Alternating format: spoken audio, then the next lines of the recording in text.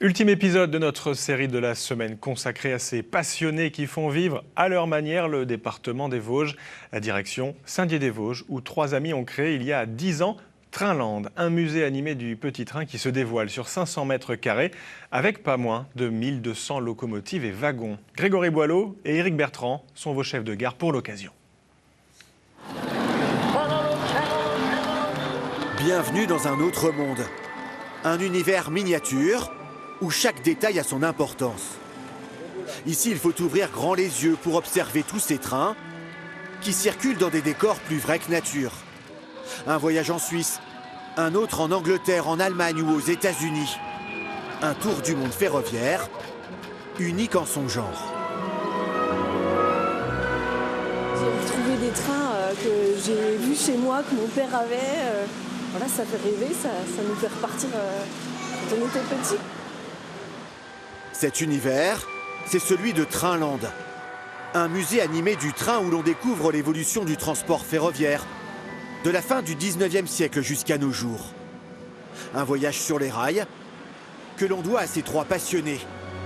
Claude, Jean-Pierre et Daniel ont souhaité rassembler au même endroit leurs collections après avoir longtemps organisé des expositions itinérantes. Ce qui nous plaît dans le modélisme, c'est déjà de créer une maquette. À partir de là, c'est de l'animer. C'est surtout animer les maquettes parce que des maquettes qui ne vivent pas, c'est pas intéressant.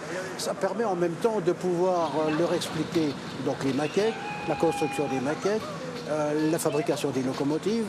Après, les époques de la vapeur, de l'électrique, du diesel, tout ça, ça les intéresse.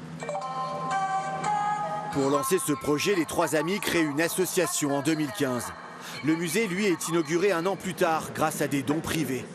Il s'étale aujourd'hui sur 500 mètres carrés et propose de découvrir 12 000 pièces de décor et 1500 locomotives et wagons.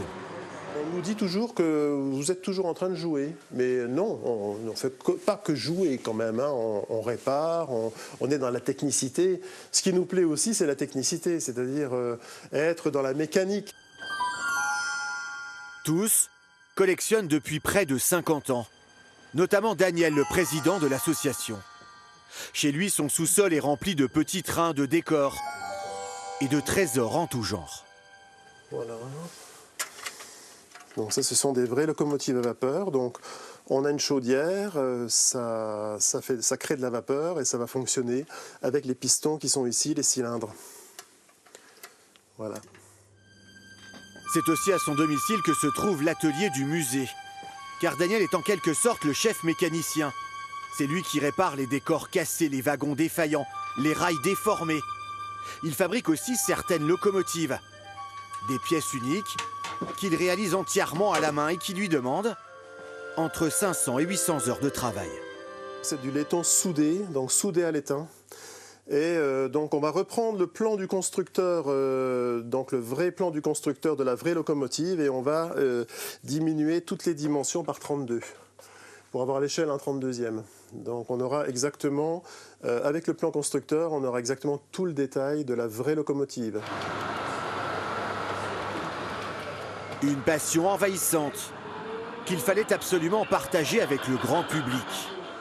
Car les trains fascinent et le modélisme plaît aux petits comme aux plus grands.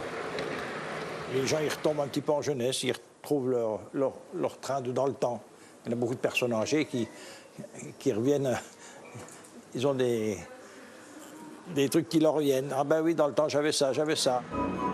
L'association, qui regroupe une dizaine de membres, recherche constamment des bénévoles pour s'occuper du musée. Trainland attire chaque année environ 10 000 visiteurs.